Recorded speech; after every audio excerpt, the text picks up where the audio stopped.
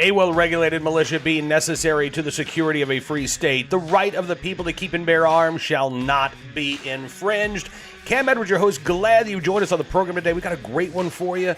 South Dakota Governor Gov Noem going to join us in just a moment. We'll talk about the State of the State address that she delivered on Wednesday of this week, calling for more pro-Second Amendment legislation in the state that already has quite a bit of it. I mean, South Dakota is a constitutional carry state after all. Governor Noem signing that bill into law in 2019. So what is on tap for 2022? Well, let's talk with the governor of South Dakota, Gov Noem. Take a look and a listen. Governor, thanks so much for spending some time with us here on Cam & Company. It's really great to talk with you today. Oh, it's wonderful to be with you. Thank you for making time. Oh, you bet. And it was fantastic as well to hear your support for the Second Amendment during your State of the State speech yesterday. And I've got to ask, it must be a little tough because South Dakota, look, you've already got so many good pro-gun laws on the books. I mean, you signed constitutional carry into effect. You've got, this great permitting process, but you want to make this even better. And I applaud you for calling on the legislature to get rid of all of the associated fees that come with exercising your right to bear arms. Absolutely. I think most people, when they know my background, they know I'm a passionate hunter and love being outdoors. Most of my family memories are of enjoying the outdoors, hunting and fishing and spending time with livestock and wildlife. But for me, when I became governor, decided that I needed to be very, very active in making sure that we're not only promoting the outdoors, but we're also defending our constitutional rights. It was always important to me, but as governor, you have an opportunity every day to make decisions that immediately go into law, into statute, or that you have the opportunity to make a big difference on. So very first bill I ever signed was constitutional carry. It was the first session I was sworn in. And in fact, we held a huge signing ceremony out in the rotunda for it. It had a lot of legislators that were very proud to get that across the finish line because the previous governor had vetoed that bill several times. So we came into a very different environment, got it done and across the finish line, and it was a good day for South Dakota. You know, we have different permits in South Dakota to allow folks to carry handguns. And many people, even though we did constitutional carry, still get their permits because they want reciprocity across state lines. What we did this year is I proposed in my State of the State address that we eliminate all fees for anybody who wants to carry in the state of South Dakota. If they want their permit, they can go do that, but it'll be free of charge. And then also the state would take care of the costs of doing the federal background checks too. We want to send a clear message to the entire country that we support our constitutional rights. We support citizens having the right to protect and defend themselves, and that also we're not going to charge them for it because during this day and age, people need to keep more of their dollars in their pockets considering what's going on at the federal government level. Boy, that's right. With Biden's inflation, we're all feeling the pinch here. And so let me ask, where would the funding for covering the fees and the background checks come from? How would you pay for this? Well, we've got historic revenues coming into the state of South Dakota right now. We have the strongest economy in the country. In fact, we've got hundreds and hundreds of millions of dollars that we have that have come in because of sales tax growth. We don't have an income tax in South Dakota, no corporate income tax, no personal property tax. Really, the largest source of revenue for the state is from our sales tax, which is 4.5%. And so looking for ways to deal with this extra revenue, the first thought that I always have is how can we give it back to the people? How can we lower their costs? How can we lower taxes, lower fees? And for this one is at the top of the list. Let's make sure that we're telling people it's important to us that you get to pass your heritage and culture on to your kids and grandkids. We make it easy for you here to carry, and that we want to make sure that you understand that this is a right that is not given to you by anybody other than the Constitution. And that's why we should always have leaders who reflect the importance of those rights and how they need to be defended. And I got to say, Governor, I mean, thank goodness we've got folks like yourself with that attitude in place because, I not only cover pro-Second Amendment states like South Dakota, but a lot of anti-gun states as well. And we're seeing, Governor Phil Murphy in New Jersey is calling for a bill that would require every prospective gunner, before you could even own a gun, you would have to take a mandated training course. Of course, you'd have to pay the associated fees to go along with that, simply to keep a gun in your home. And so we see these anti-gun attitudes, prevalent in these blue states where they are specifically designing legislation to inhibit or prohibit the exercise of a constitutional right. When you see that going on in some of these states, what's your reaction?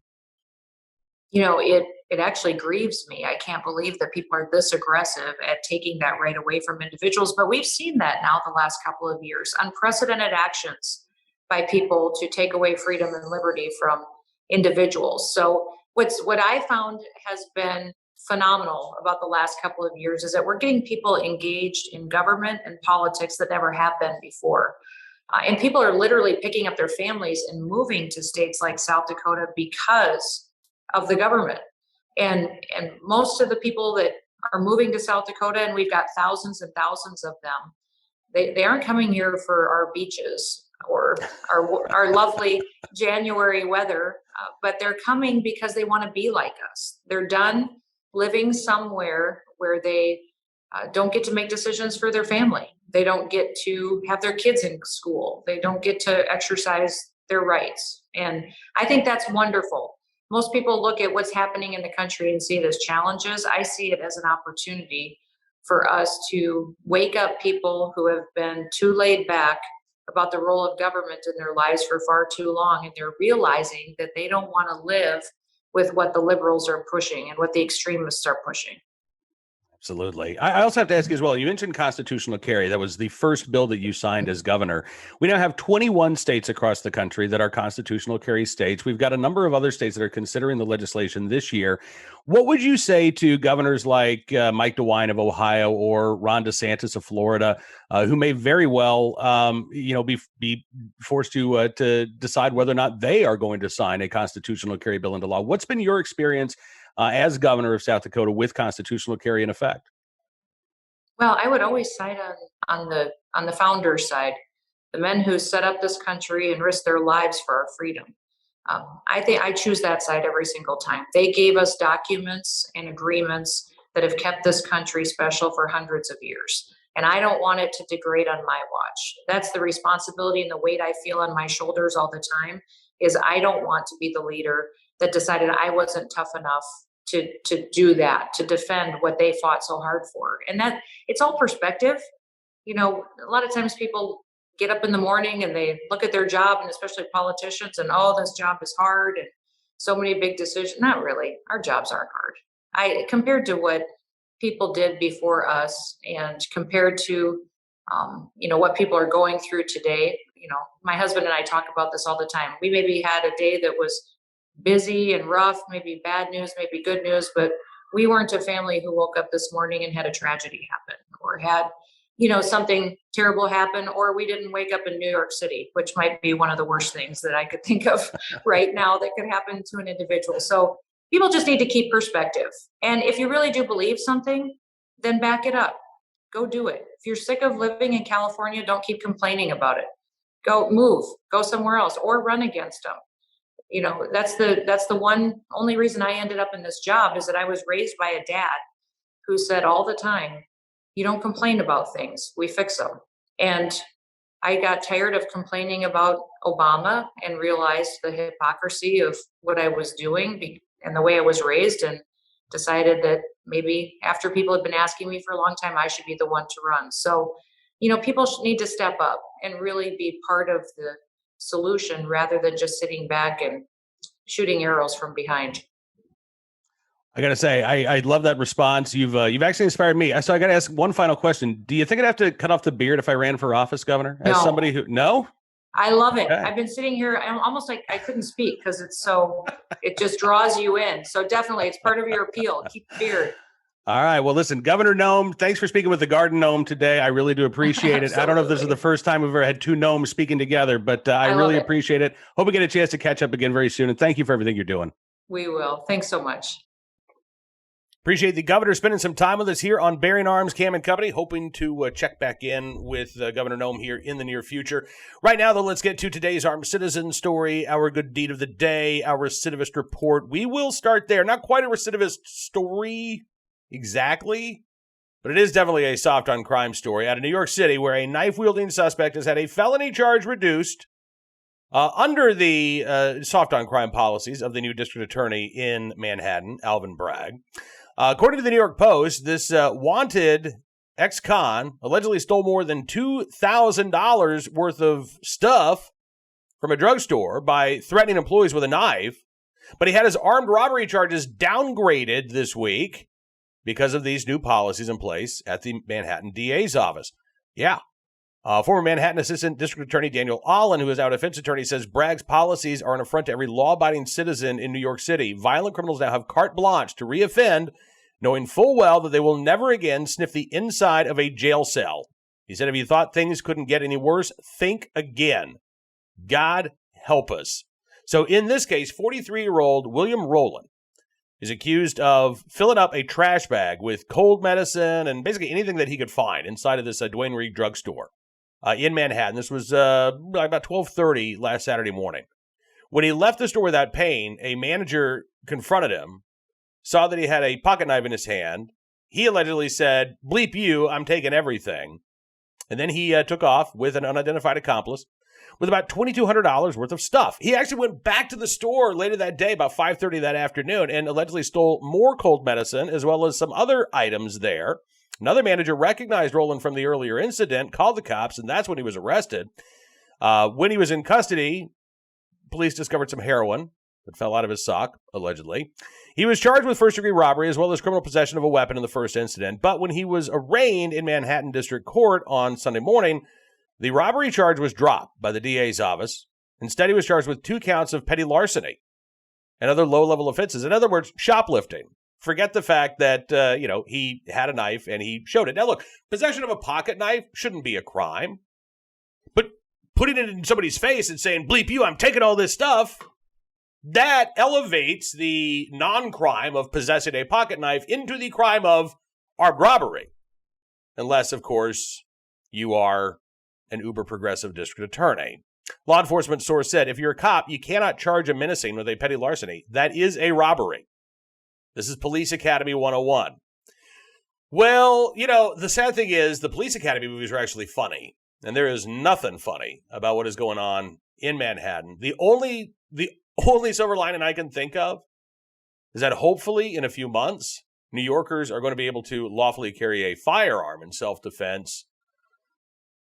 But even then, the city is going to make it awfully hard as they can, for the law-abiding folks to exercise their Second Amendment rights, even as they make it as easy as possible for criminals to target innocent victims. Now, today's armed citizen story, speaking of self-defense, St. Louis, Missouri, where a man has been determined to be justified in killing a woman in a home invasion that happened, I guess, just a few days ago. This was last week, actually earlier this week. Shabria Furlow was the woman in question, and police say that she had actually targeted an acquaintance in this home invasion robbery. Christopher King, spokesman for the St. Louis County Prosecuting Attorney's Office, says it's just legitimate self-defense. There's no evidence of a crime. Furlow was found at the scene of the home about 3:20 Tuesday morning. She was among several people who were apparently responsible for this home invasion. Sergeant Tracy Panis of the St. Louis County Police Department and Christopher King both saying that Furlow, again, was aware of the victim in this case. She knew the victim. King said she shows up with a number of armed males, 4 other guys. 2 of them had guns. Police haven't caught the men who were with Furlow, so they don't know, their relationship to her, but they do know that they were there. After the homeowner shot the woman in self-defense and the suspect scattered, police questioned the man.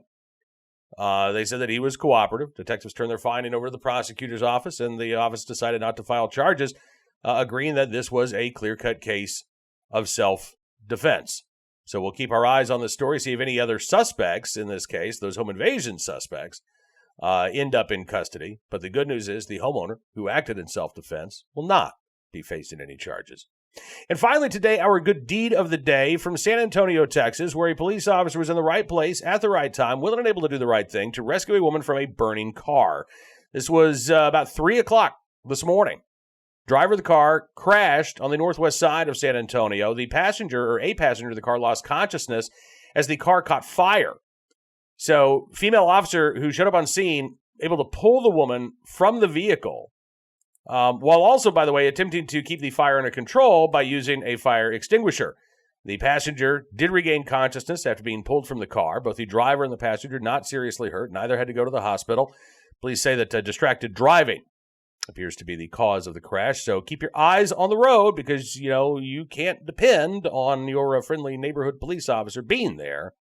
But thankfully, in this case, that officer was able to extricate that woman from the burning vehicle, saving a life in the process, and we thank her for her very good deed. That is going to do it for this edition of Bearing Arms Cam and Company. I want to thank you for being a part of the program as well. All right, so listen, just a couple of housekeeping measures. We've got another winter storm that is supposed to pound Central Virginia. So my plan for next week, if everything works out, is to do a show from here in the home studio on Monday, then hop in my car, try to drive through roads that hopefully will not be snow-packed and ice-covered, go to an airport, get on an airplane that hopefully will not be delayed because of the inclement weather, and go to SHOT Show in Las Vegas. So hopefully next Tuesday, we're going to be coming to you from Las Vegas, Nevada, and the 2022 Shooting Hunting Outdoor Trade Show, if I can get there.